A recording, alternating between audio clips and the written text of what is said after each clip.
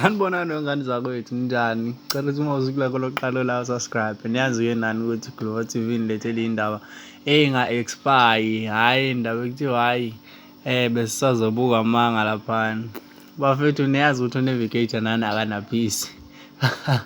Njengoba engenayo phisi nje, izolo ngibukele mina le video ka-Dr. Khehlelezi engena emanzini ethi ufuna ukukhombisa abantu into abangayazi. Wangena emanzini wakhala lapha nalelo dalesi wa-Real TV1 athi akaphume lo muntu, bekunomuntu obekambongela ngaphandle.